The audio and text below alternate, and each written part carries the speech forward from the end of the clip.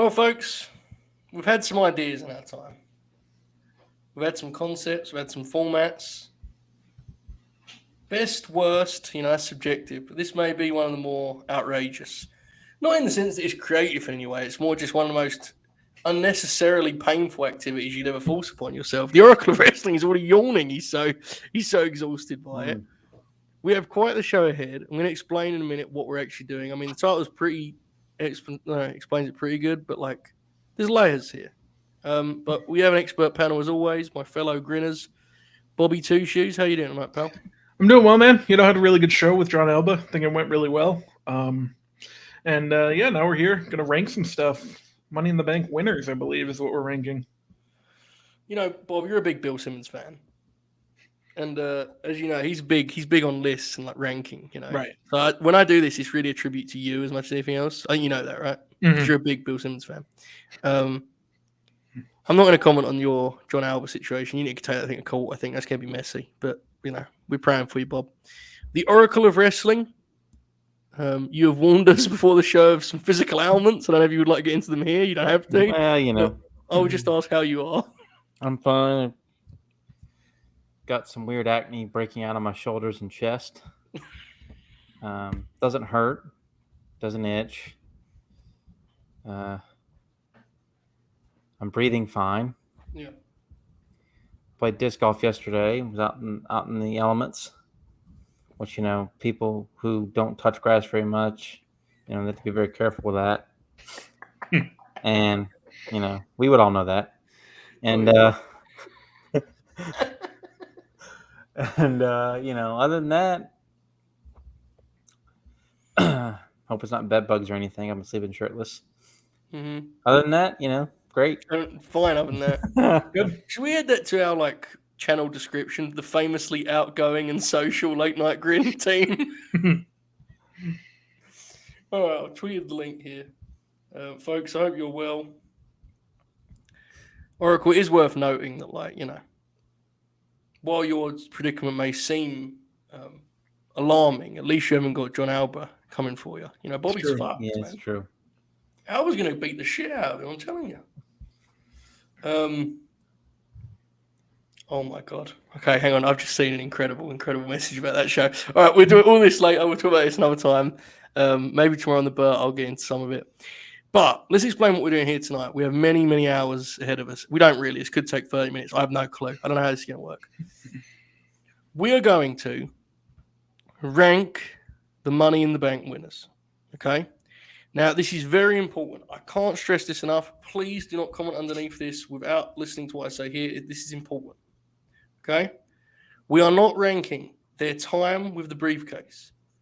We are not ranking their cash-in, the run that followed. We are not ranking any of those kind of booking-reliant elements. That is not what we're doing here. What we are doing is we are taking that version of the wrestler that climbed the ladder and took the briefcase down, and we are ranking them from best to worst. Basically, to explain it most simply, if we were drafting from this board, what order will we go in?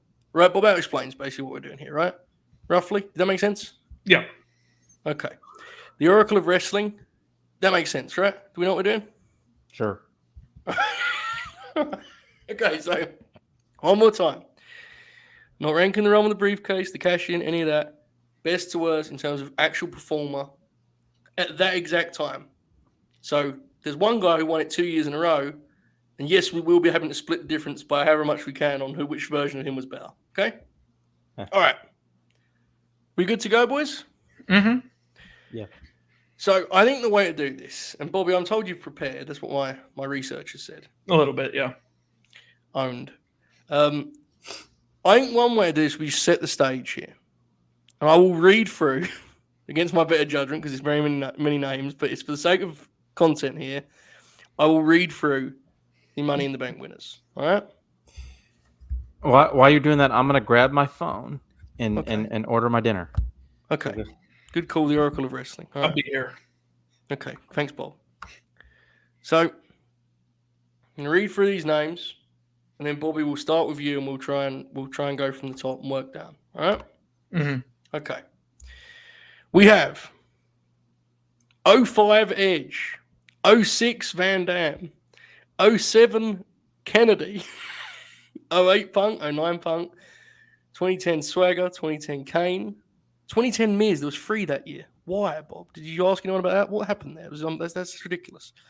Yeah, 2011, yeah, a little much.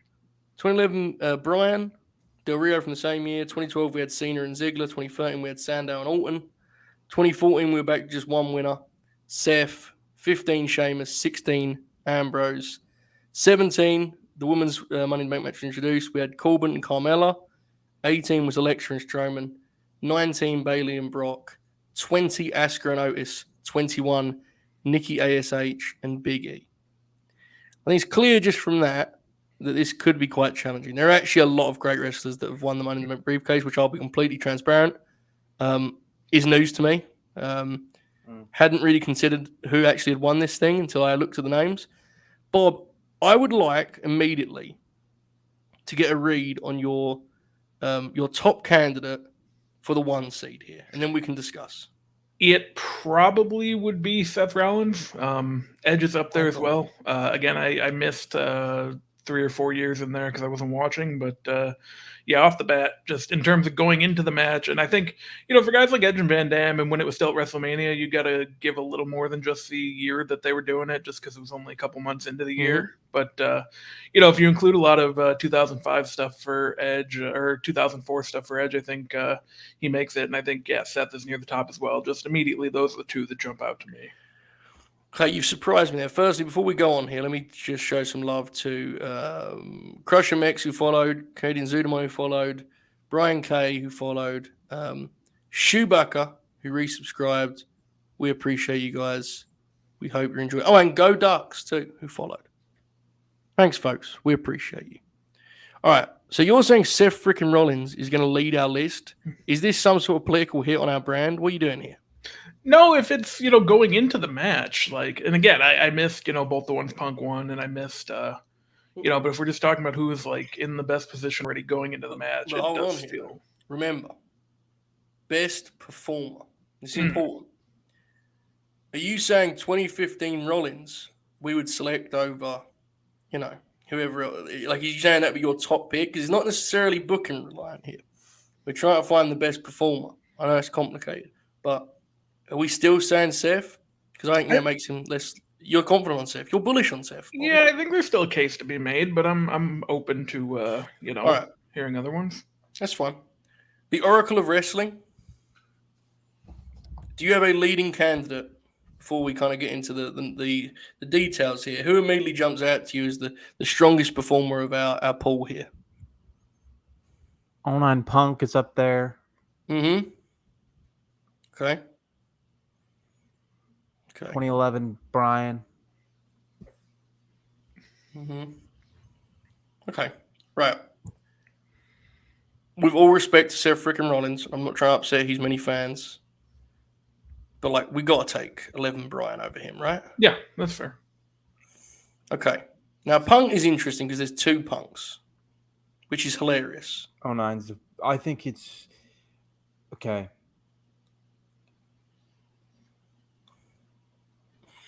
'09 Punk was a better worker, in my opinion, than 08 Punk. Yeah, and in fear of breaking my own rules here, it feels like the obvious tiebreaker is what followed, right? Like in that one case, you can look at what happened next, and it's like that run for Punk was important for him, man. While it kind of ended with a whimper, he was fucking great with the Jeff feud, Right. All right, Bob, do you have Punk, 09 Punk, we say for now, above Seth or below? He can be above. Again, I've never really seen him, but overall I like Punk more than Seth, so I'm probably, better. Okay.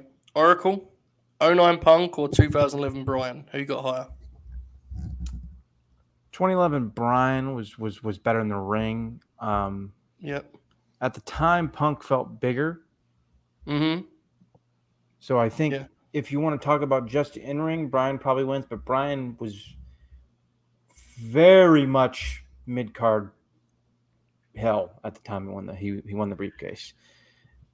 I think of the 3 names we've talked about right now, if tomorrow we had a time machine and we were starting a wrestling promotion, I think if we sat down and really thought about it, we'd take 2019 Punk. I'm pretty sure of that. I think Punk's the leader of those 3 we just talked about. Yeah. All right. Okay. So we're off and running here. Now, folks, let me tell you again, there are nearly 30 names in front of us, so bear with us. We've picked out 3 of the top names, and we'll be moving forward accordingly. Bobby, are you okay over there? Yeah, I'm good. I don't know what's going on, but it's fine. Yeah, I'm good. I don't know what's going on. Sounds great.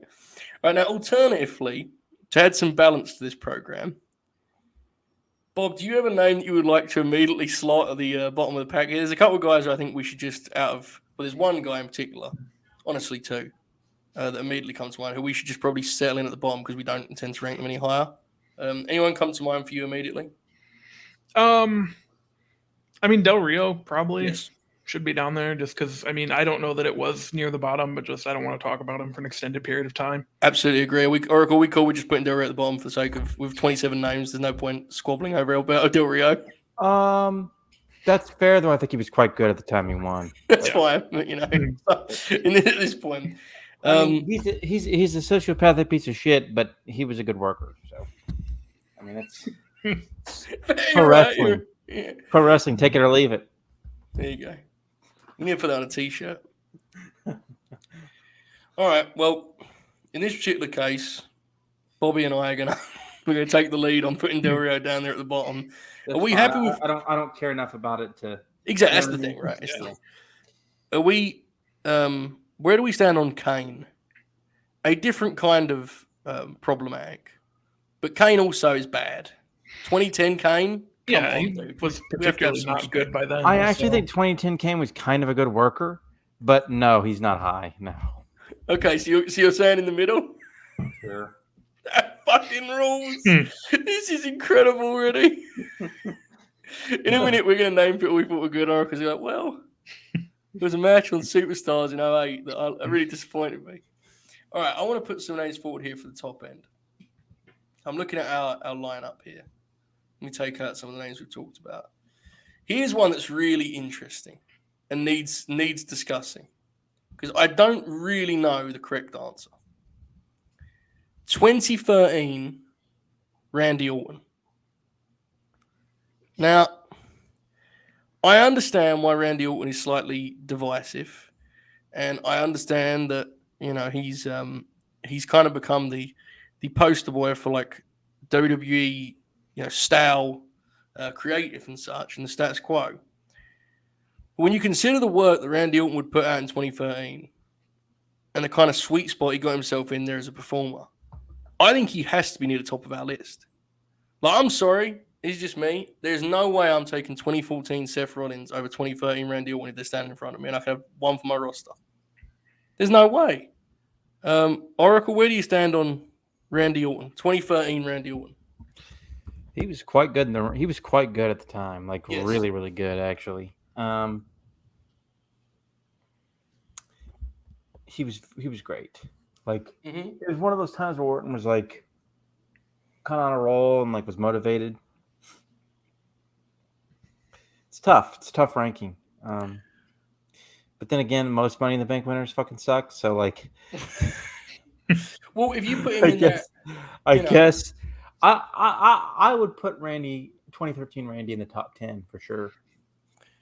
Okay, so we have the 3 that we picked out initially, right? Mm-hmm. Where do we stand on Seth? I have him above Seth. Bob, where you got him? We'll vote this out. Yeah, I mean, using I think he could be above Seth. Oracle? I mean, he was good in 2014. I started to hate him towards the end of 2014. So like, when he was no longer in a tag team and not like, and they were actually pushing him as a single star, which is a, financial mistake. And I mean, he should finish high, honestly. Yeah, I think so. But I wouldn't have him as high as Bobby does, but he should fit. He might even have to be right at 5 or so. But I wouldn't have him 1, but he really does need to finish pretty high. I'll be honest. I think we're going to have a disagreement on this. But in terms of Orton, now hold on, folks. Right? Hold on. Don't get too fired up me here. I'm just, I would take Randy Orton as the centerpiece of my promotion. The 2013 version over the 2011 American Dragon. I can see that. I don't get heated about Mike Briscoe cosplay. Well, that was a few years later, but I gotta get that big one. I don't want to force Randy upon anyone. Right. I just think people forget how fucking good he was, Really, 2011 he was better. Andrew's right, but Yes, he was. his really 2011 through first half of 2014 he was tremendous. That whole 3.5 year period is a worker. I thought he was that was his best ring. That was his best run in the ring as Yeah. I think now the last 2 years have been 2.5 As a years character. have been as Yeah. a character and as an overall Yes. performer. He's been a Yeah. blast. There was a brief period in the fall of 2020 where he was. Yeah. I mean, the Brave he was bad, but anybody would have had a bet. You know what I mean? It was bad. Oh, it That weren't wasn't him. It entirely weren't his his fault, yeah. But Yeah. the McIntyre feud went way too long, and that's kind of the period I'm thinking of. But other than that, I mean, he was super fun. This is what I keep coming back on. This. And everyone, if you've watched any late night green content, I adore Danielson. I think he's the best wrestler ever. But he finds himself as a national top guy after this run. This is what gets him there, right? Mm-hmm. Which means he should rank higher. But Orton had a certain stature already in 2013. He's already 10 years into his fucking run, I think he's higher. Bob, where do you stand on Orton and Bryan and that kind of debate? Yeah, I think at the time Orton was probably a little bit better. I don't think there's a wrong answer here necessarily, but I probably would go with Orton above Bryan just slightly. Okay. I froze there. Sorry, folks. We're not going above Punk, though, right? It's tough for me. 09 Punk was he was one of my favorites at the time, but he was in terms of and bear with me, I was in the bubble or whatever, but the dude had gotten really good over the last. Really, he had started really kind of picking. He'd really started to get his feet under him in WWE in the summer of 07. And he won the ECW title and stuff. He was good, but the year prior to after winning the first time, when he had the Kofi tag team, which was fun. The IC title feud with Regal, which was good. He and Ray had an IC title number one contender final match at Armageddon 08. That was really good.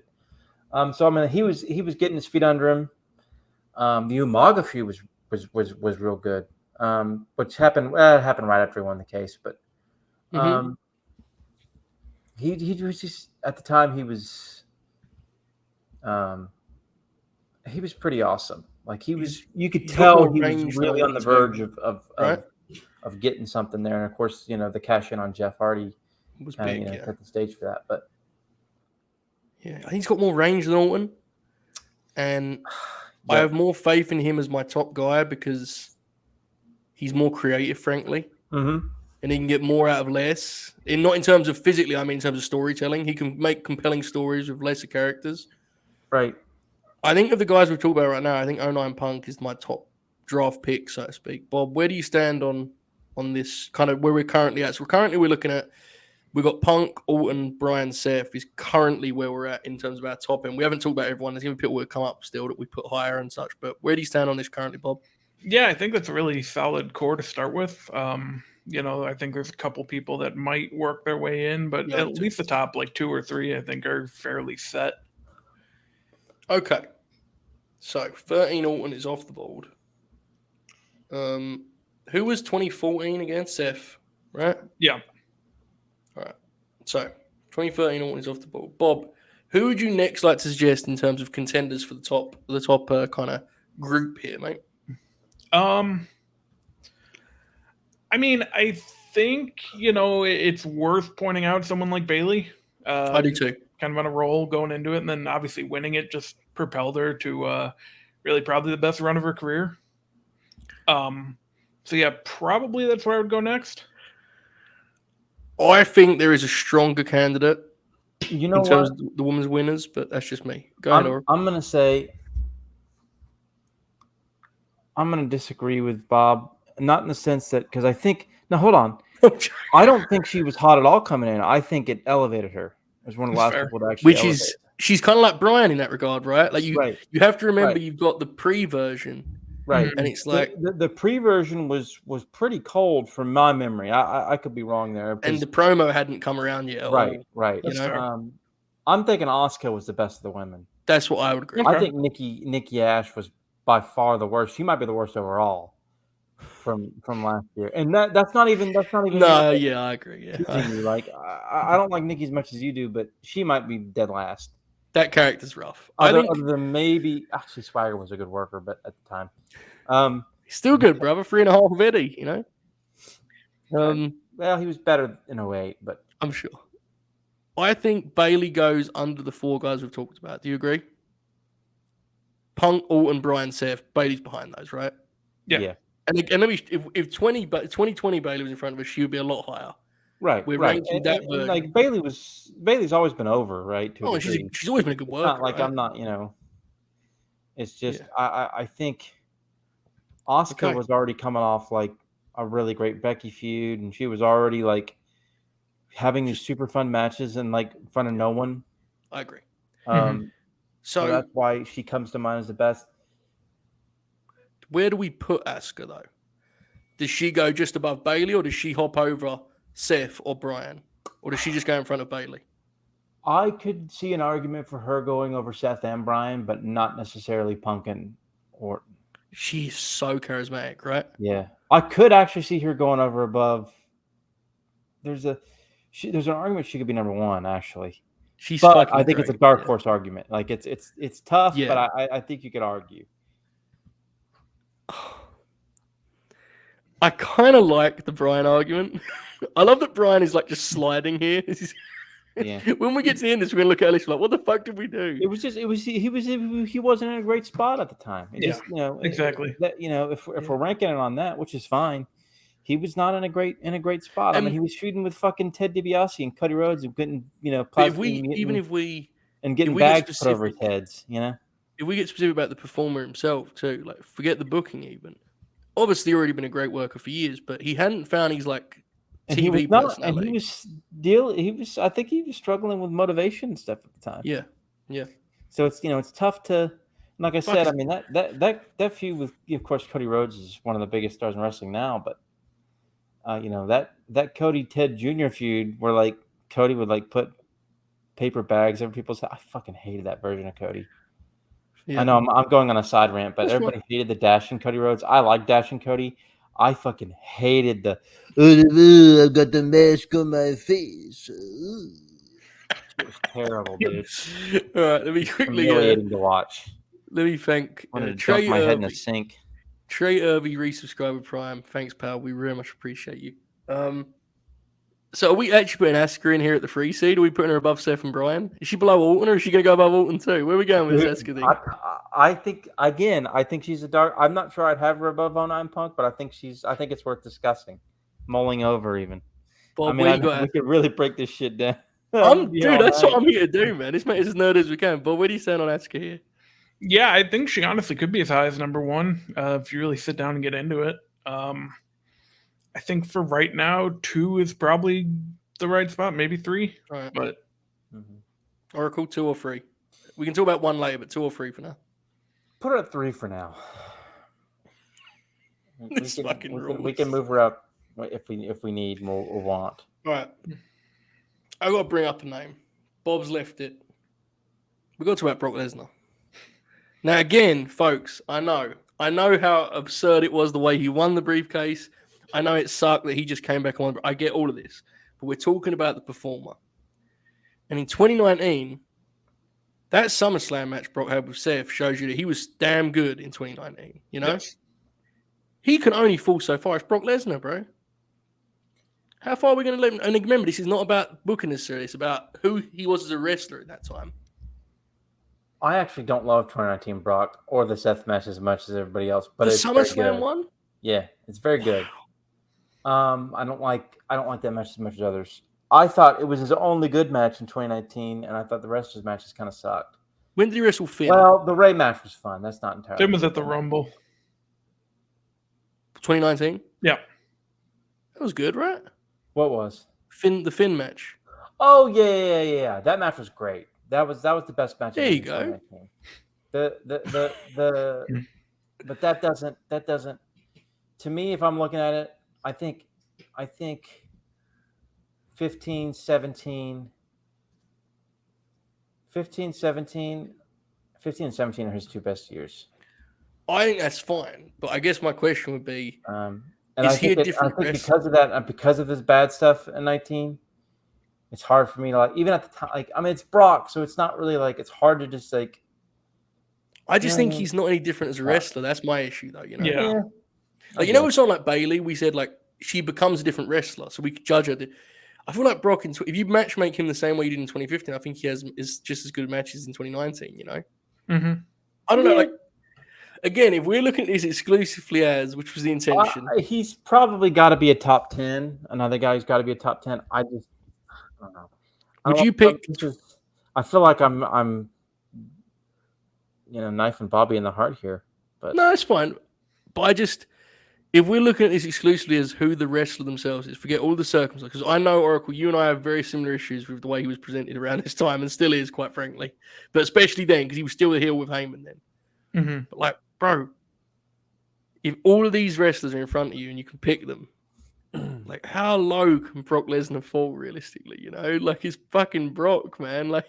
Dude's, he's box office. Even still, I don't know. It's very difficult. While we might let me quickly explain, because I know, it's worth doing because we're kind of figuring out as we go. Chris, welcome to the stream, buddy. We are currently, I'll actually reset and give you a list after we put Brock in. But basically what we're doing is we're ranking not their run with a briefcase or the way they cashed in. We're ranking exclusively that version of the wrestler. If you could capture that 2014 Seth Rollins, he's good and bad. Where does he rank compared to the good and bad of a 2019 Bailey? Basically, up to basically the point a big passes in, or up to the point that he wins the briefcase, rather. Right? Sorry. Yeah, it's basically who they are when on that night. Who, if your appraisal of them, basically. I'm sorry, guys, I can't. I'm not picking any version of Seth Rollins over Brock Lesnar. I'm not doing it. I wouldn't either. To be fair. 2011 Bryan or Brock? Who you got? 2011 Bryan. Yeah, probably Bryan. All right, so we slot them in between Bryan and Seth. Sure. Yeah. It is worth noting with Brock as well. As much as I said, remove the circumstances. It's Brock literally wrestles 6 matches a year, so it's kind of difficult, Yeah. All right, Bobby, I'll go back to you, mate. Who would you like to pick out next for kind of the high end? Now, obviously, we're starting to get into many of the middle names, but who would you like to go with? Oh, before you do that, my bad. This is our list so far, guys. This is from 1 down. 09 Punk, 2013 Randy Orton, 2020 Asuka, 2011 Bryan, 2019 Brock, 2014 Seth, 2019 Bailey. Bobby, where would you like to go next, mate? It kind of feels like you do need to put Edge in the top 10. Yeah. He had a really strong 2004. They were kind of trying to get him going in the title picture when he came back. They wanted him to face Triple H at Taboo Tuesday, and then they voted for Michaels instead. And speaking of Michaels, the Michaels stuff leading up to WrestleMania 21 with Edge is very good.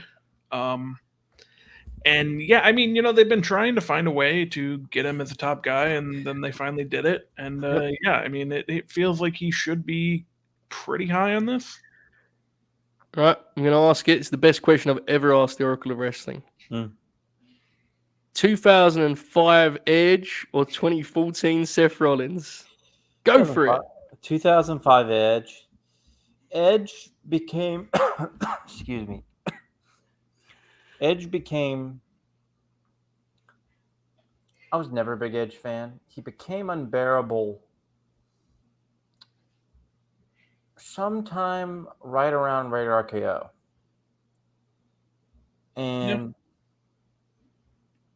because around that time like the facial expressions and stuff. Seriously, the acting, it was just it got totally out of hand.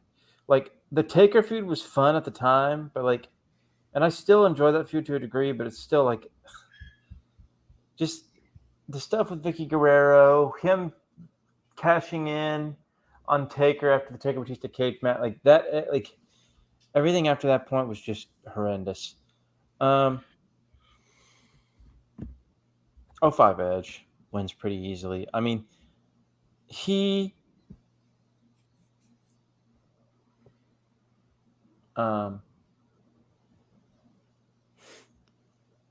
was finally starting to get, because the babyface run wasn't really working out, and he got booed in Toronto. Yep. And he got the Benoit feud, feuding with Benoit and Jericho. He had a really good feud with Michaels. They had like a bloody ass street fight on Raw. It's the famous one where Kurt Angle comes up and beats up Shawn Michaels and accepts the WrestleMania challenge. Yep. Great match. So I mean, he was already becoming a hot act at the time. So I think he wins pretty easily. Not to say that Rollins wasn't hot, because he was the guy who turned on the Shield, but that was Edge. Turning Edge heel was the right move. Turning Seth Rollins hitting Ambrose with a chair was a terrible booking decision. And Seth Rollins is now 7th. Good. Does Edge go above Brock Lesnar? 2019 Brock Lesnar. All the matches are 6, Andrew. Edge, does he go? I'd say Edge might go above 2019 Brock. Yeah. Wow, Bobby, you standing for that? He was a hot act, man. He's kicking the shit out of you right now, dude. No, because I mean, 2019 Brock, like especially before he wins the briefcase, like the Finn match is fine. The Mania match is not good. And then the SummerSlam match is fine. Like if you're just counting those 3, then yeah, Edge probably is above him. Disgrace. Look, I don't like Edge either, Joe, but he was a very fun act in 0506. He's not going above the American Lita definitely Dragon, helped him, like in that vibe, and the Matt Hardy feud as it aired was insane at the time, because it was such a I don't know. Is he going above Bryan too? I'm gonna sound like Dave Meltzer and say you had to be there. Oracle, you put him above Bryan too, or are we stopping there? I'm not sure I'd put him above Bryan. That gets tougher. Although he should be above Bryan. Although you can nix it if you'd like, but it's your call. I mean, it's 2 votes gets him. Bobby, what do you think? Should he go 2011 Bryan? I mean, he was hotter than Bryan was. Bryan was a better worker in the ring. Yeah, he wasn't having as much interesting stuff going on, or wasn't pushed as well. But he was clearly a better worker in the ring. I think you go with Bryan. You go with Bryan? Mm-hmm. That's fine. Fuck for that. What? Wouldn't have been able to sleep at night. Thank goodness. Thanks, Bob. Oh, the Oracle of Wrestling, really. He's taking this incredibly seriously, and he's removing his opinions. This is incredible. What a performance! I can finally put myself into the, as I reference to Meltzerism again. I can finally put myself into the seat and realize that I lived it. Like Dave always says, you can't talk about it unless you lived it. That rules. All right. There's a sleeping giant when you talk about John Cena. Now, 2012 is not the finest work of John Cena's career. I think it goes without saying 2012 had some pretty infamous lows. However, I would like to reiterate that we are still discussing the performer at hand, not necessarily their momentum or who they were. And I'm not convinced that all of Cena's woes were down to him. I think a lot of it was the fact that he wrestled John Laurinaitis on pay-per-view and wrestled The Big Show and wrestled Kane. We can only let Cena drop so far, right? Sure, he's fucking John Cena. I mean, I know 2012 is not the best version and he's not going to win it, maybe. But I don't know. Bobby, how far can Cena fall here? Yeah, I don't know that he's in the top 10, but he's definitely in the top half, I think. Just kind of has to be. Yeah. Again, 2012, I think a lot of people were kind of tired of him by then. It was after the Punk stuff and just it all kind of felt unnecessary for him to still be building accolades and all that. But at the same time, like, he is John Cena. It's important, kind of like you said, like, he was kind of dealt a shitty hand the first half of the year with some of the people he's facing. It's not really his fault. We're not, that's important, right? Like, because I get this and I understand why we're doing this is slightly different to the norm, but we're trying not to like judge it on how fucking, Ed Koskey or whoever decided to use John Cena. It's more about who they was as a wrestler, their actual skill set. And this Brock match that Don't Have an Ant mentioned suggests that 2012 John Cena is no lesser a wrestler than he was in 2011, 2007, whatever the fuck. That match is one of the best matches in WWE history. Yeah, that's fair. Like, if we follow the format that I initially explained, and we're looking at these wrestlers as who they were as wrestlers, and I've got John Cena in front of me, there is no way that the fact that it was 2012 Cena is making me be like, well, I don't know, man, he couldn't get a 2-star match out of Johnny Ace. Like, I don't know, man. Cena's, and you guys know I'm not a big Cena fan, so this ain't no bias. I'm just being honest. Like, where does Cena go? Is he below Punk? Yes. The Oracle of Wrestling is muted. Go ahead. Yeah. I was coughing and I was looking at my breaking out chest, making sure I wasn't, Yeah. You're right, mate. No. It's fine. Anyways, maybe. We'll see. 2012 Cena's got to be like right in the middle. Like, I don't know. Great worker at the time. Clearly, it's just there was a lot of bad. There was stuff, but he's like, look, I'm not trying to be disrespectful, but like, he can't go below Bailey. I'm sorry, he can't. There's no way. There's no way logically we're saying we would take 2019 Bailey over 2012 John Cena. Yeah, I guess that's fair. And again, I'm not a Cena guy, but like, yeah.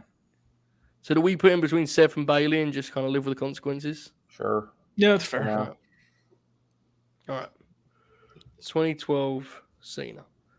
And again, folks, let me stress, it's not about how whether it made sense from the briefcase. I think it's pretty clear that most of that was redundant, so on and so forth. It's just the wrestler themselves. All right, we need to figure out what the fuck we're gonna do with 08 Punk. Do we just put him next to 2010 09 Miz Punk? was good, runs and hides. What? 2010 Miz was good, runs and hides. Sorry to hear that. How do we handle 08 Punk? I mean, I know the booking was slightly different. Good. You got to throw him up in somewhere around in there. Yeah, because it feels weird to have Punk at the top and then be like, the year before though, he was the shiz, Yeah, no, he was good. He was good. I'm gonna just put them next to each other for now, and we can figure it out later. All right? Yeah, we'll figure it out. I mean, by figure it out, I don't mean like we'll actually get an answer. I just mean we'll sort of come to a rough conclusion. All right. 08 Punk off the board. Bobby. Yep. Would you like to make the next pick, or would you like me to continue kind of guiding this best I can? Are we still doing like the top, or are we switching do to the bottom? Do whatever you want, mate. You can just put a name up and we'll discuss them. Okay. Yeah, because I mean, it feels like someone like Otis Miz. is easy pick for near the bottom. I liked Heavy Machinery. He's much better now, and he probably should have never had the briefcase, which they pretty clearly didn't have a plan for that. Yeah. But I mean, that's not his fault. We talked about that. I just think he's much better now.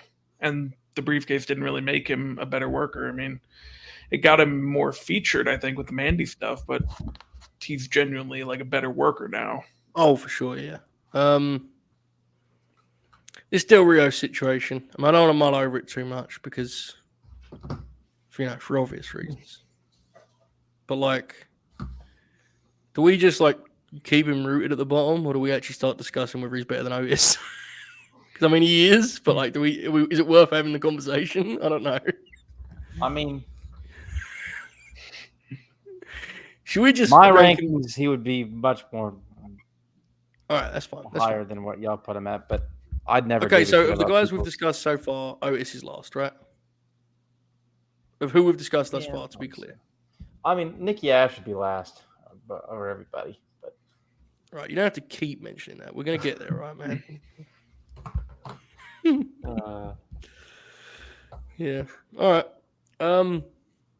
Up next, I would like to mention a really interesting candidate, because I had a lot of issues with this particular presentation, this particular incarnation of this professional wrestler. He's now one of my favorites, Dean Ambrose.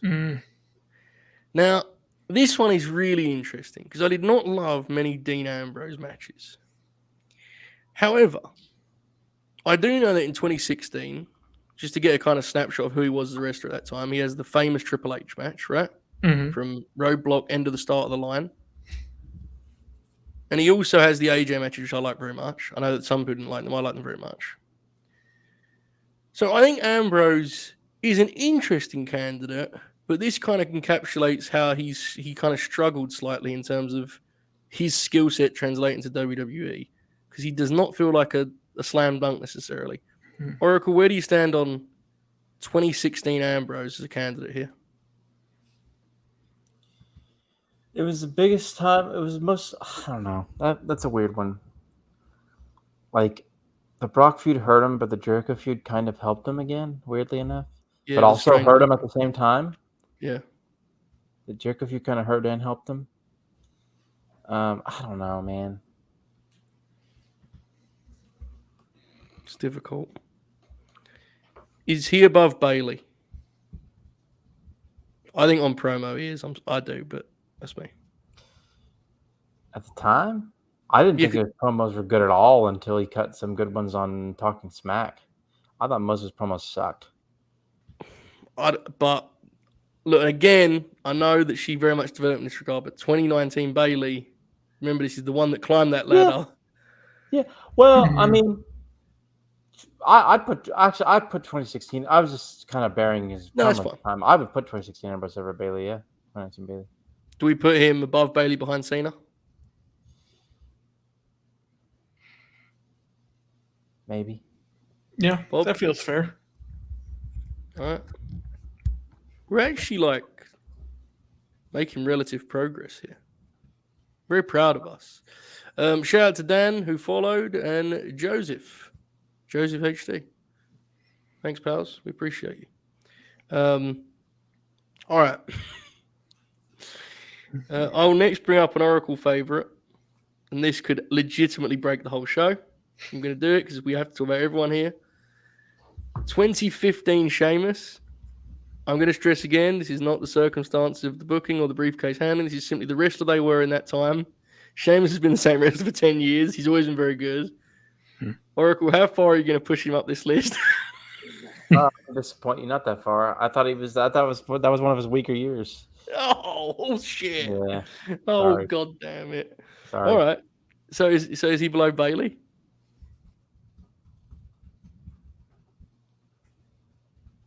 I'd probably put him above Bailey. Is he above Dean? Nah. Bob, where do you stand on this? Yeah, I don't even know if I'd put him above Bailey. I don't really remember too much of his 2015 except the League of Nations stuff, which is fine. I got Bailey personally, so we'll slot him in underneath. I'm disappointed in you, Oracle. I really hope you were going to make some sort of wild surge for. I should have just performed and made it out. Finally, Punk has a contender. Right, 15 Sheamus is on the board. I'll reset now. Folks, here's what we've got so far. The bottom end I'll leave because it's kind of loose right now. But currently, we've got as follows. 09 Punk and 08 Punk next to each other. We're going to figure out what to actually do with 08 Punk at some point. We have not yet done that. That's top. 2013 Orton. 2020 Asuka. 2011 Bryan. 2005 Edge. 2019 Brock. 2014 Seth. 2012 Cena. 2016 Dean Ambrose. 2019 Bailey. 2015 Sheamus. Are we content with what I just read? Mm-hmm. Yeah. Okay. We will now move to a very interesting candidate because we need to separate our frustrations with what followed from who he was as a wrestler. 2021 Big E. One of my favorites. Great promo, personality.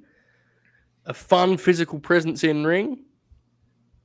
And I don't know, maybe I'm the high man on this, but He's up there.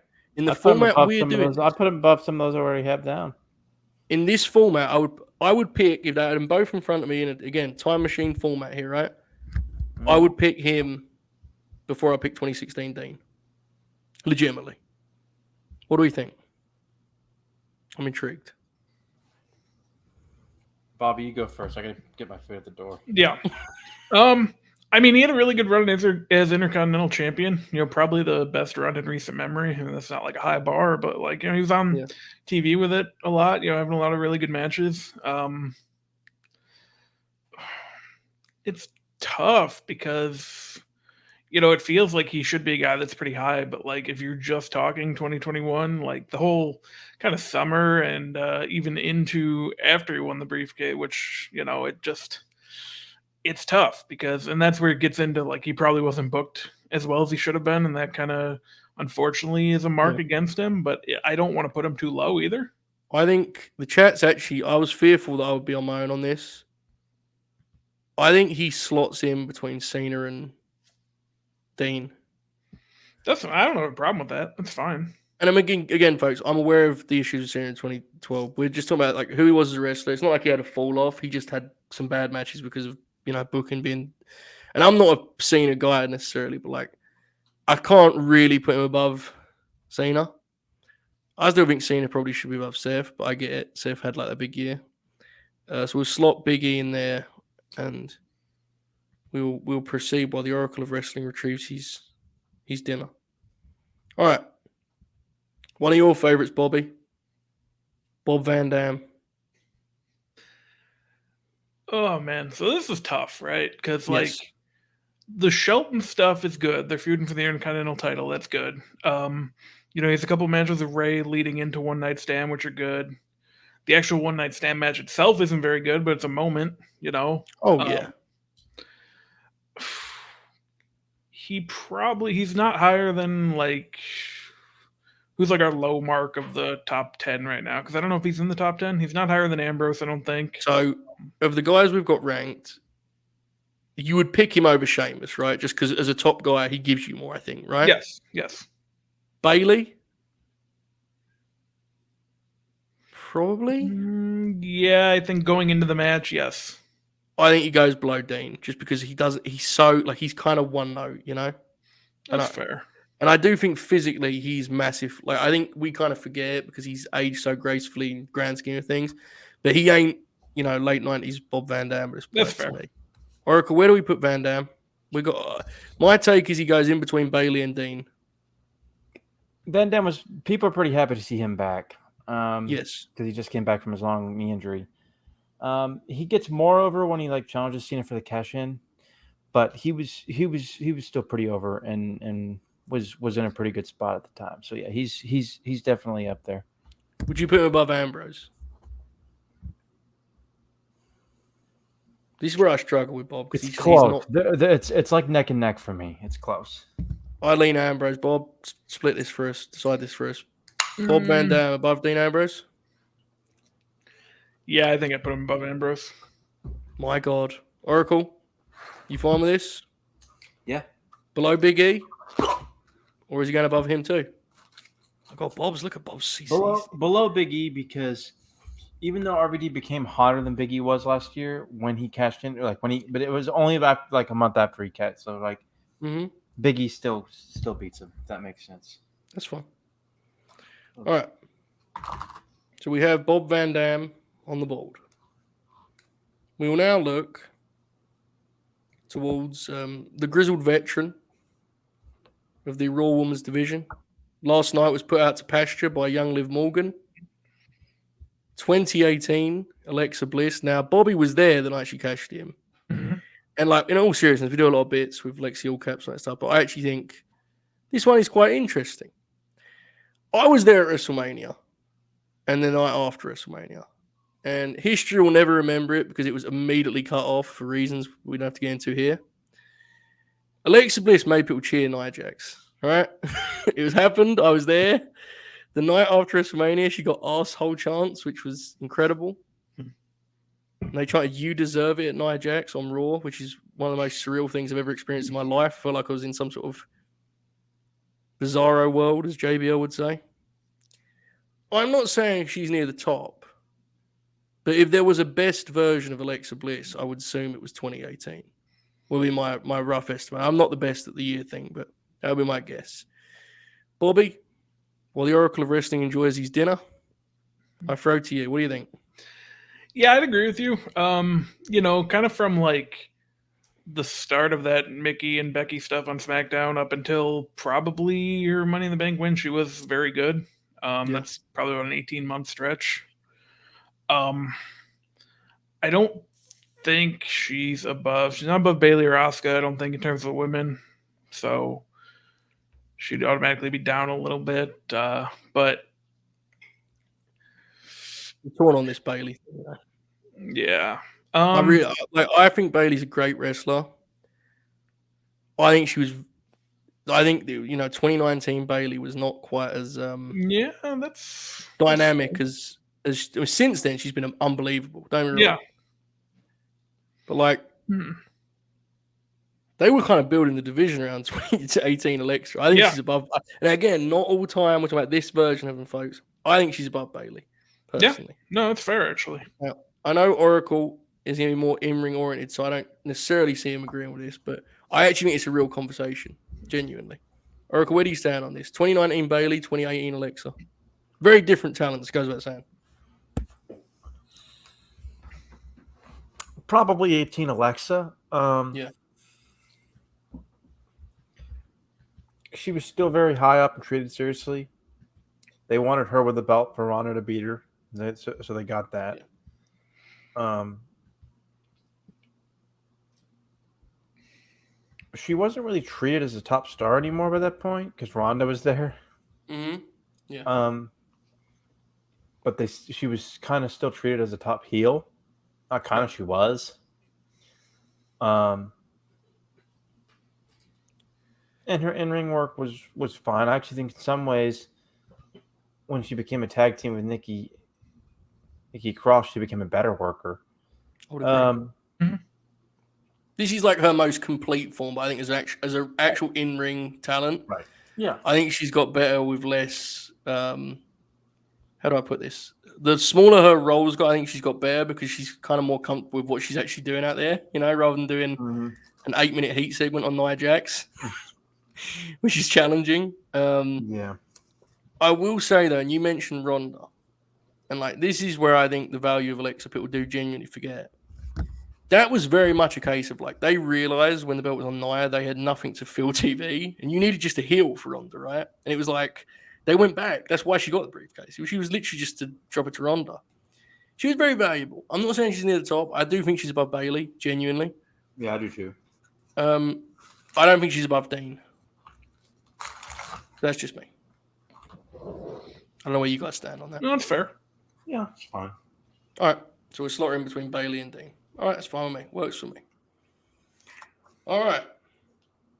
Let's stick with 2018. Let's stick with her Team Little Big tag team partner. Bob's favorite wrestler, the monster among men. Braun Strowman. Bobby, what do we do with old Braun? Honestly, he probably should be higher than we're going to end up putting him because he was actually not bad in 2018. He had the Roman stuff, and I believe that's when he was with Zayn, putting him in a dumpster and doing the Symphony of Destruction or whatever. Those were fun. He probably shouldn't have won the briefcase. That ultimately didn't get him anywhere anyway. But I don't think he's in the top 10. But you go down the list, you got guys like Jack Swagger and Damien Sandow coming up. He's above them.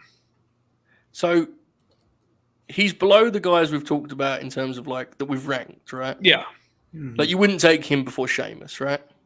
No. I don't think I'd take him before anyone we've talked about, but there was a couple of guys that we talked about at the bottom, but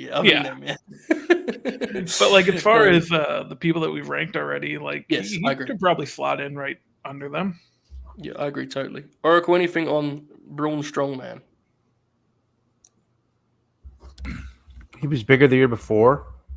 Yes. the first half of 2018 booking really hurt him like badly. Yeah, I And the agree. briefcase was probably some sort of like half-assed Make good. attempt to try to get him back over. Mm-hmm. And it sort of did in the summer in a weird way, not nearly as much as he was the year before, because they did the whole thing where he threatened to cash in, and he basically ended up costing Brock the title against Roman at SummerSlam. And of course, but I don't know, like you had to put him against, above those guys that Bob mentioned, but it's hard to put him up too high at the same time. He was really on a down spiral. Like he was really.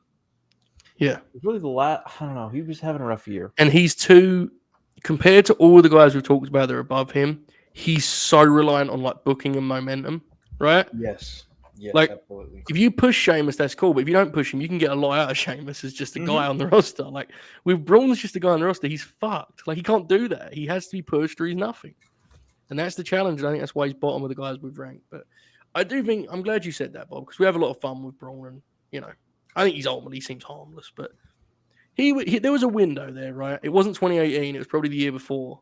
Where, like, maybe, just maybe, if they pull that trigger, it actually works. Maybe. We'll never know. But it's an interesting one. Speaking of interesting ones, I want to put forward one of my guys. Dolph Ziggler. Owner of maybe the greatest cash-in ever, genuinely. That's like one of the great moments in Raw history. Not even doing a bit when I say that. Pop is like an all-timer. And I'm not saying that 2012 Dolph Ziggler is going to be at the top, but like, lest we forget, 2012 Dolph Ziggler was a great damn wrestler. And he could talk a little bit, not much, but he wasn't like a complete nothing in that regard. Always wrestled with personality. And people forget this because things change soon when Triple H got his hands on NXT and so on and so forth. But in 2012, he was like one of their like pure work rate guys. Like the hardcore fans loved Dolph because he was one of their match guys, which changed when everyone, when the Ring of Honor roster transformed the fucking place. But Dolph's, I don't know, man. Like, I think people forget how good Dolph actually was at this time. I genuinely believe that. Bob, I know you're not a big fan. Like, where do you stand on him kind of just broad strokes in this conversation? No, that was, he was still pretty good back then. Like, I think he's good again now. I just got a little tired of him in the past few years. But, like, he was good. And I know we're not, like, counting the cash-ins or whatever, but that is a moment that I think we for sure can, reasonably include here. He's higher than Braun. Yeah, I'd take him before Braun. I personally would, and I know that Oracle was going to kick the shit out of me, but if I was picking for a roster, I would take him before Sheamus. Personally, that version of him, to be clear. That version of him was very valuable. Probably. There you go. Bob, what do you think? Sheamus? Yeah, I think it's fair. Does he go above Bailey? Or do we stop there? Poor Bailey feels like she's really fallen in this project. I'm never tweeting this fucking list, by the way. There's no way. This gets in the wrong hands. We are fucked. What do you think? Should we put Dolph below Bailey? I want to get aggressive and push him up here, but I don't want to, hijack the show. I feel like he's probably below Bailey. I'm sorry, I cut out there, Bobby. What did you say? Feels like he's probably below Bailey. Oracle? Your thoughts? I think they're about even. Oh my god! Well, we have a pick for each and a tie. Do we turn to the chat now? All right, there's 35 of you in here. I need you to type D or B. Bob's going to count the votes.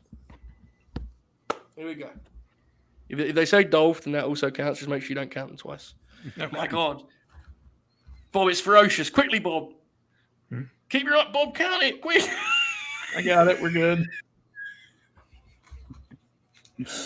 About tied right now. Nope, Dolph's ahead. Yep. Oh, fuck. God, I'm eating my food like an army.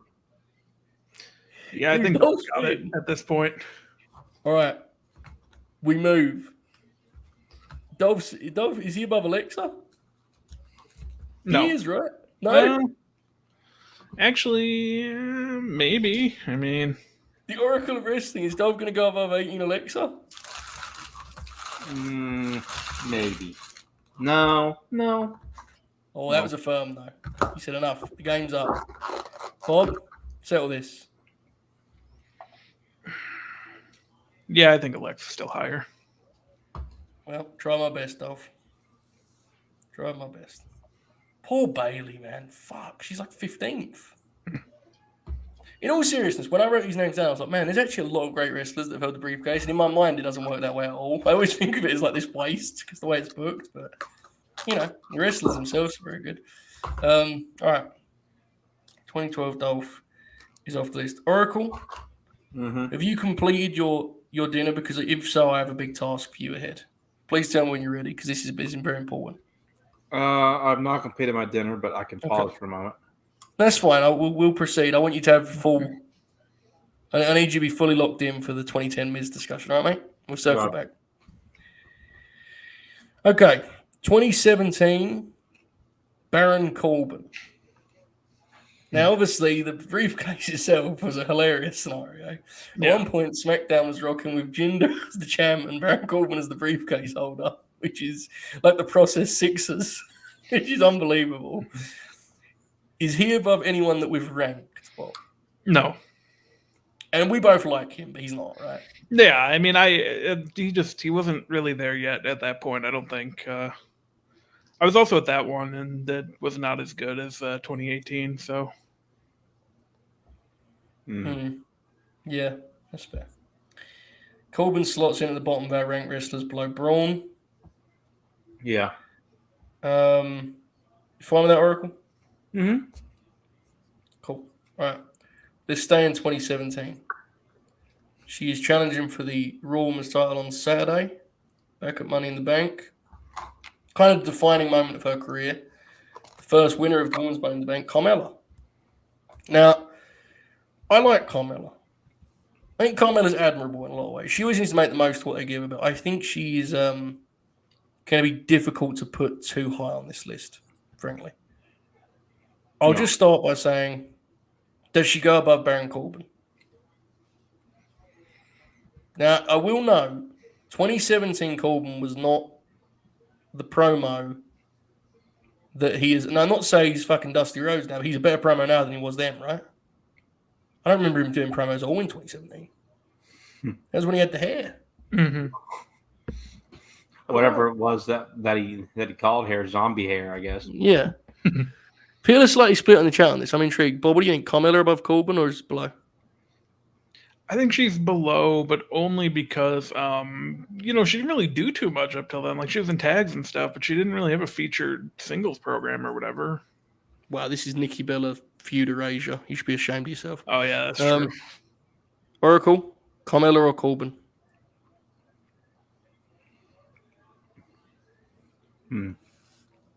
Mella. Oh, shit. Fuck it. Let's put Carmella above Corbin. I'm going to vote Carmella too. Okay. Fuck it. Look at the Oracle of Wrestling. Fullback, he said, what's the funniest thing I can say? Carmella. He actually said Mella too, which is even better. Shorthand, brother. All right. She's going to win that title on Saturday, Oracle? I hope not. Yeah. All right. Here's a fun one.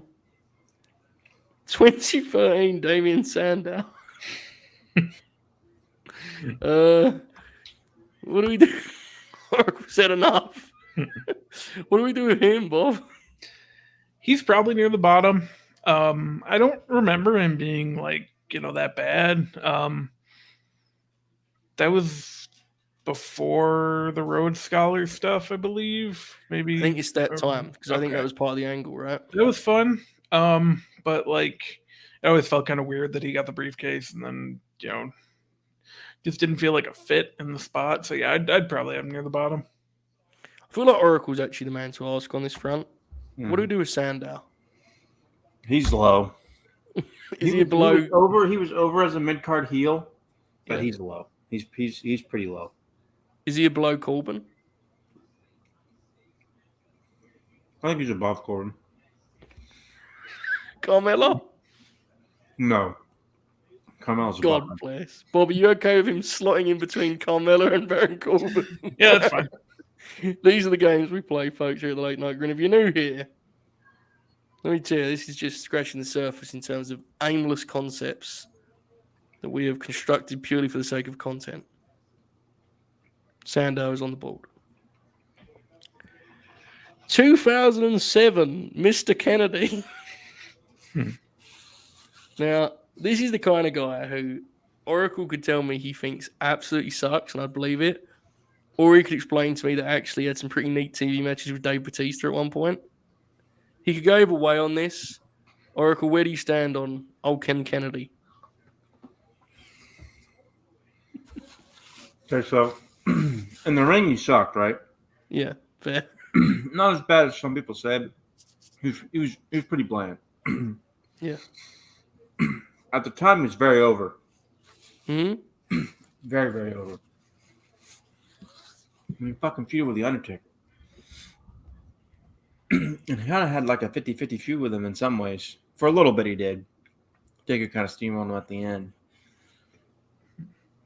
He's probably going to be higher than some of these other people. But you don't want to put him too high because, I mean, he lost a briefcase. And that's fine. No, but you're right. You're doing it the right way. He was extremely over. Is he above Corbin? Oh, yeah. Is he above Sandow? Yeah. Carmella?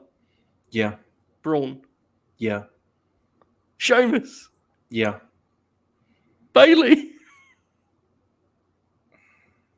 At the time, arguably, yes. But we have to be careful here, though, no? With the in-ring part of this. Remember, as a performer first, you know? Sure. If you want to stop Bailey, that's fine. But I can't believe you had him above Sheamus. You betrayed him. I know, but, you know, it's like... It's a big deal when he wins a briefcase. My God. All right, we'll stop at Bailey. I don't want to do that to Bailey. She's fallen far enough. So he's going to slot between Bailey and Sheamus. This women's tag on NXT is good. I got it on right now. Who's in it? It's Cora and Roxanne. Pop. Versus I like that team. Casey and Caden. Or Katana and Caden now. Oh, yeah, I'm sure that is good. It's a good match. Right, let's do the other guys we'd mentioned. Where does 2010 Kane slot into all of this? Now, Oracle, I know you had the scorching take that 2010 Kane was actually good, which is unbelievable. He was okay in the ring. I mean, there's nothing that's like gonna. I mean, I'm not gonna, you know, but he shouldn't be very high. I just don't think he was as bad as, you know. Right.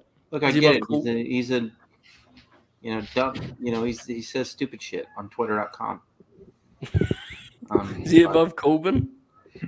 What an absolutely awful question to ask someone. Hey man, 2017 Corbin or 2010 Kane? Go for it. Kane's above Corbin. Corbin sucks, man. Or sucked at the time. I'm trying to be helpful here. Sandow? Mm-hmm. Carmella? No, he's probably below Carmella. Bob, are you fine with him slotting in between Carmella and Sandow? Yeah, that's fine. You sure about that? You don't want to push on that one? No, that's fine. All right. You guys got to ignore what they do outside of the ring and just focus on the characters. Come on now. That's fine. That's fine. I mean, it's difficult It's with Kane. It's tough, you know. I'll be honest with you, my issues with Kane could absolutely just stop at the fact that I don't like his wrestling matches, but I'm with you. I get you.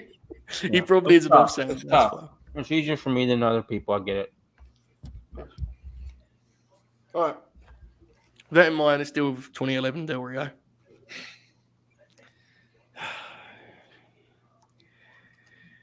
What the fuck do we do here? Because Del Rio was a good wrestler.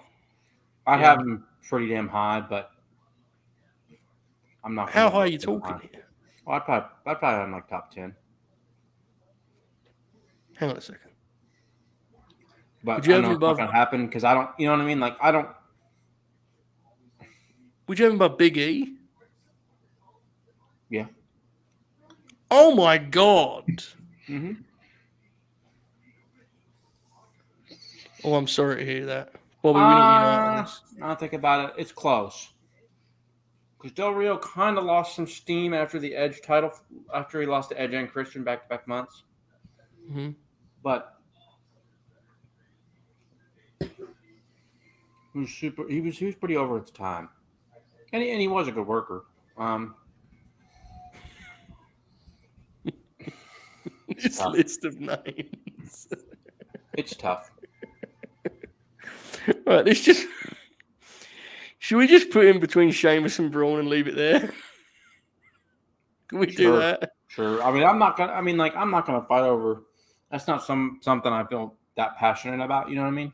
Yeah, that'd be strange if you did. But I mean, I would have him up pretty high on my personal list, but not That's right. just because I thought he was. I'm just trying to look at it from an objective standpoint. I love the idea that after this is done, you're going to compile a personal list. I'm not. Now that those pieces of shit are out of the way, let me get to the real list. Right, is 2020 Otis below everyone we've talked about?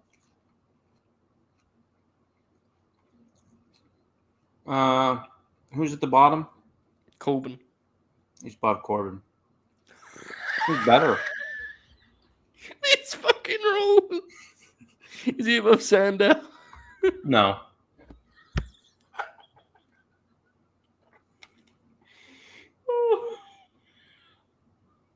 Fucking Corbin's getting the shit kicked out of him, dude. All right. Rise and follow. We appreciate you, brother. I hope you're enjoying this shit. Cody Wills, resubscribe. We love you, Cody. All right. We don't have 3 names, I think. By my maths. We'll start with the star of one of the best matches of the year. One of the focal points of tomorrow night's highly anticipated Blood and Guts War. The 5-star prospect.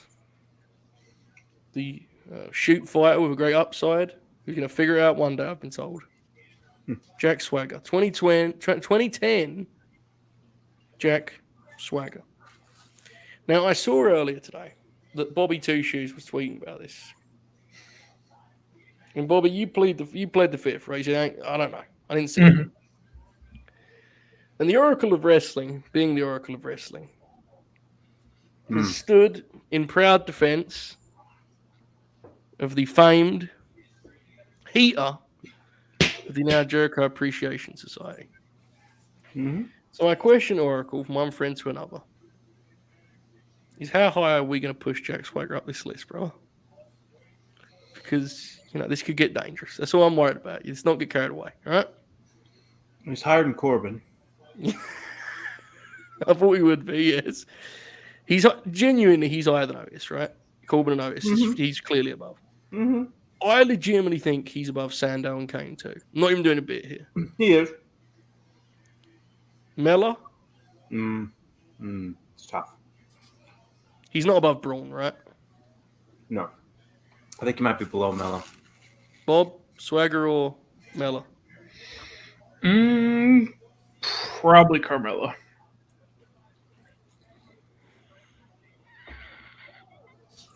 All right, good. The fucking 2010 winners, dude. Swagger, Miz, and Kane. Holy shit. There's another guy I'd have high. And y'all would Oh, it's going to be awful. I'm saving it for last. I'm dreading it. We only got one more before then. Here we go. 2021, Nikki ASH.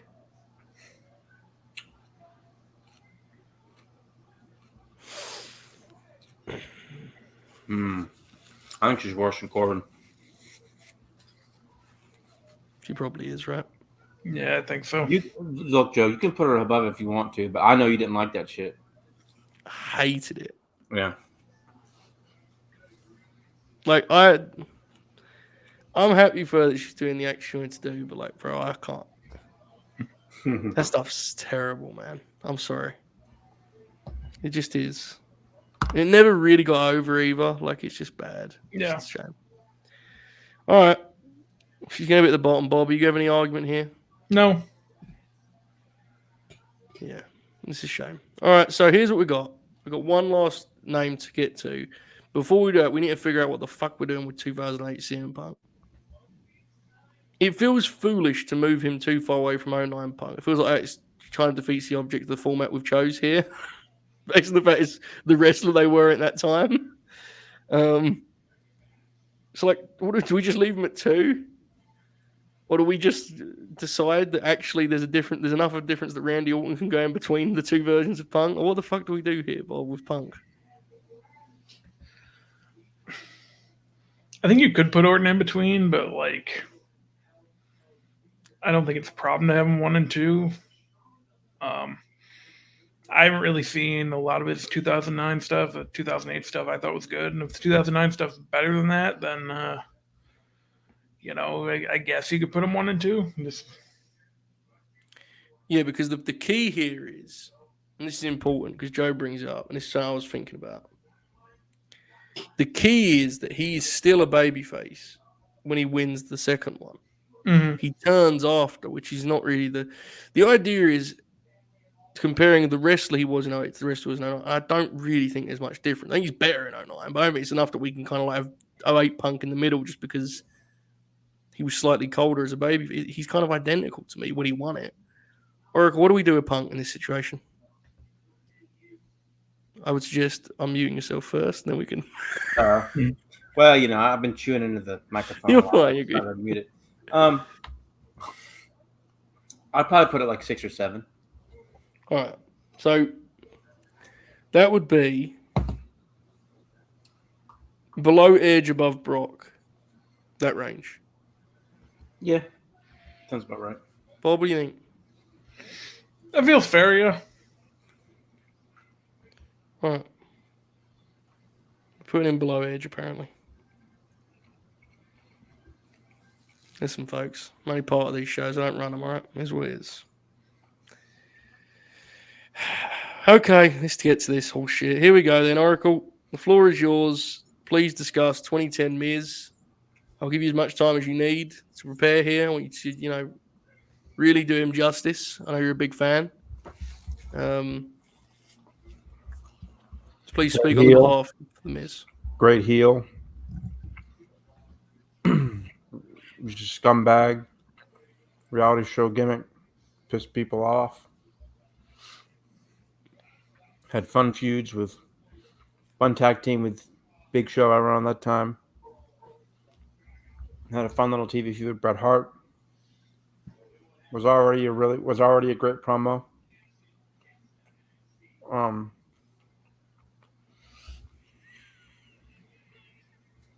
Had the great stuff on NXT with Daniel Bryan. Yeah. That was outstanding. The highlight of NXT Season 1. Bottom 5 Mania main event has no value whatsoever in this. But that's fine. And I was there live. Match was great. That's a fucking lie. The match fucking sucked. But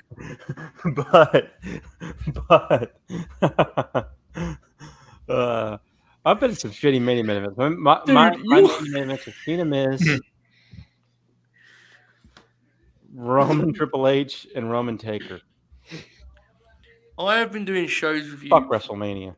10 months, and I still have no read on which way the Oracle of Wrestling will sway on these matters. How you have found yourself to be like this Miz. Look at Bobby. Look at Bob. Bobby's. That freeze fucking ruled. Anyway, how you have found yourself to be a Miz protector is incredible. One of the greatest pieces of performance I ever. He's good. Hang on, he was. No, I mean, he's not look, very good. you're not wrong. I mean, like, when he has, like, his segments down because he's done it so much, it's not the most interesting in the world, but, like, he's good. All right, well, let's go for it. This is our last name, folks, and then we'll give you the full list. Great in the Battle Royal last night. Had a good match with AJ Styles, too. Good wrestler. You don't like the AJ match? Really?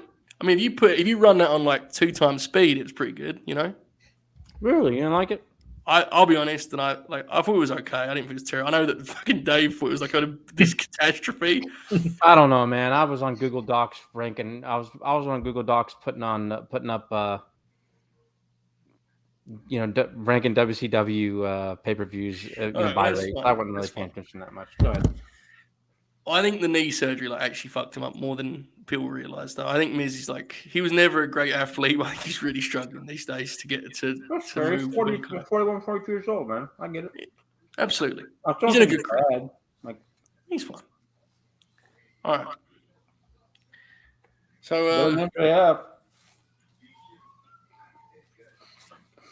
we're not doing this. You can't fight for him and then also bury him in the same show. That's bullshit. I needed an ally in that regard earlier, and you wasn't there for me. All right. Let's do this Miz thing. Oracle, I'm going to name the rest of you. Tell me if you should be higher than them. Please operate within reason. Bob, at any point, if you feel you need to, just scream, no! Okay. all right. Let's start with the very bottom. We will. Nikki Ash. Better. Corbin.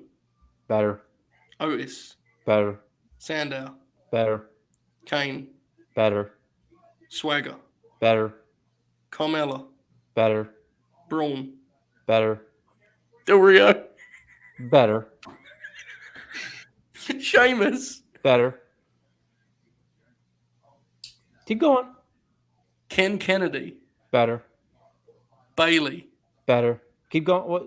It's. We're about to stop. Keep going. 2012 Dolph Ziggler. I know the answer on this. Oh, wow. A little bit better. A little bit better. 2018 Alexa Bliss.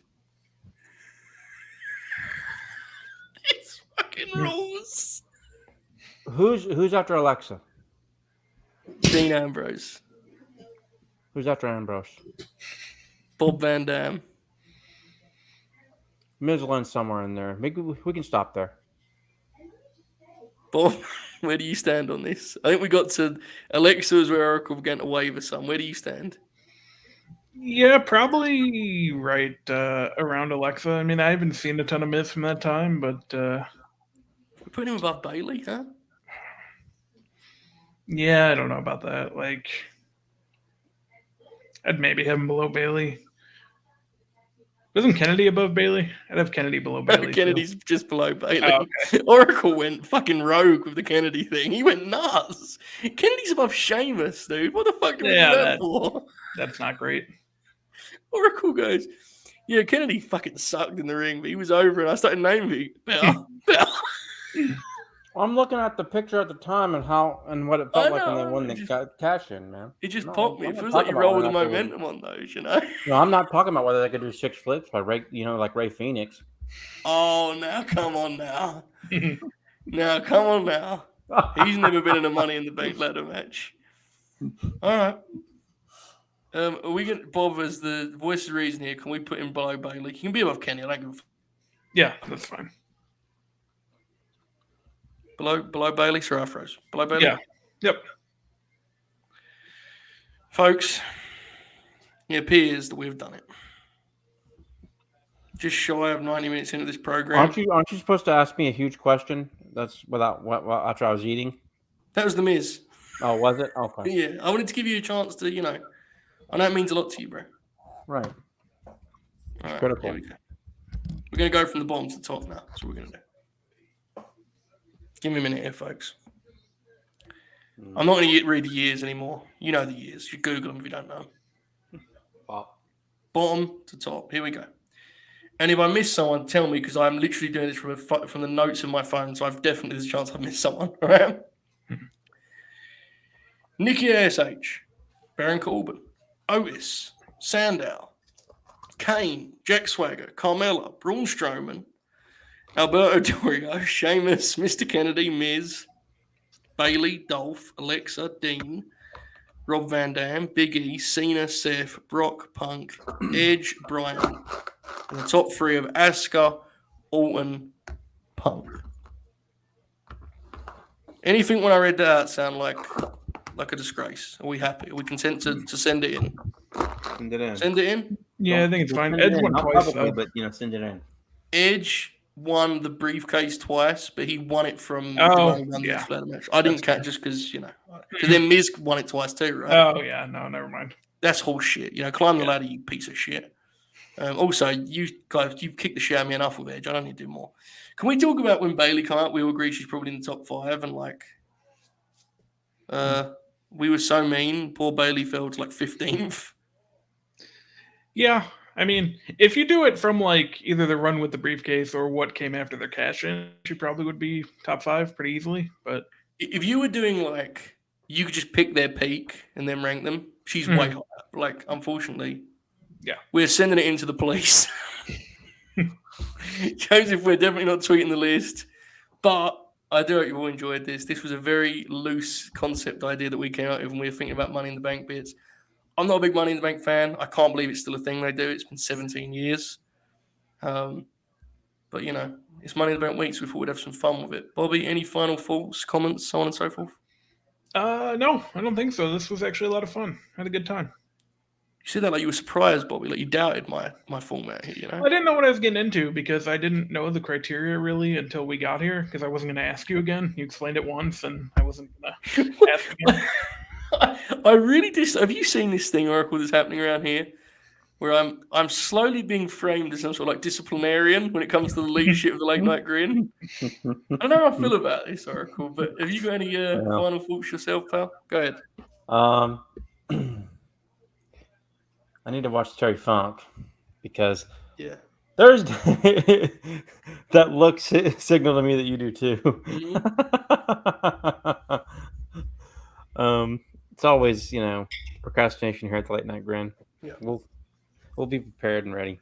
It's Terry, bro. We can binge that shit easy. It's Terry Funk. Right. You know? Yeah, I'll probably be doing it tonight because tomorrow's, you know, something's going on tomorrow. But this thing called Blood and Guts. What is that? Dude, have you seen the Road 2 promo? No, I liked your tweet, but I want to see it. Regal does a big promo. You will love it. You absolutely love it. It's great. Tremendous. Yes, Grin Grappler. Anything else, pal? Anything else to add? What time is the Money in the Bank preview on Friday? I think we're going to do it alongside SmackDown, or we could That's a do it. good idea because that way we can. Of course, we don't want to. You know, we can. We might want to start at like 8:30 or 9. I think something weird's going to happen to the comment, don't you? Because we want to be able to get like. Because I don't know what do y'all think? Because if we start first of all, this way I can get Stranger Things started. No, yeah. I think something weird might happen on Friday, bro. I got this feeling that I think someone may be switched out on Friday. In what division? The women's division. Who? I'm not going to guess that part, but I think there's a certain queen looming. And I also think there's someone who ended up 17th on this list who's also looming. Yeah. And I think there's a couple of people in that match that could very easily be taken out of that match. Which ones? All of them. I think Shots is the obvious one. I wouldn't be surprised if they took Alexa or Liv out. I think they'd pop them huge to take Liv out because they love that kind of heat, you know? That would be a terrible idea. And you think they wouldn't do it? Oh, no, I'm not saying they wouldn't do it. I mean, Exactly. It's a terrible idea. Why would they do that? Pop themselves. Put Charlotte in. Heat, right? And then you tell the story of like Liv got her you know, opportunity stolen. She had such momentum. And then she loses to a shitty looking natural selection in like 2 months on TV. Yeah. Yeah. Exactly. It worked. Anyways, sorry. You might, but okay. Live on air production meeting. 9 o'clock start, or do you want to start at like 8:30? Just do 8 so we have some wiggle room because we can go long sometimes. We went an hour and a half on this show. That's good. This was going to take a while. 8 works. Yeah, that's fine. 8 works. We'll keep you up. 7 for Grin Grappler on Thursday. 7 for Grin Grappler. That works. 8 also, week from tonight, right, Oracle? Your big series premiere. Oh yeah. Show. I have got to do. So, how many matches do you want to do? Because I want to do. I want to be reasonable. I'm going to do classic lucha, but I want to do. Well, I want to do things for. I want to find. There's a guy named Otani's Jacket. Goes by Otani's Jacket on Pro Wrestling Only, who does a really good like intro to lucha stuff. and I'm probably gonna find some matches that he would pick, and I'm gonna like send you all the links so y'all can read the like background of these wrestlers and stuff. Yeah. To help you all a little bit because it's tough. Like if it's I something you're think- getting like I hate to give the homework, but it's like it will help when you watch the match. Well, it is the school of wrestling. Right, exactly. Yeah, 3 matches. 3 works. Yeah, I think that's a good. Because Jay Shell's going to be probably doing this with us. So Yeah, I know. You know, anything more than that, I feel like we're right? really I know. playing fire. Yeah. It'll be good. That's a week from tonight, right? Mm-hmm. That is a week from tonight. Right.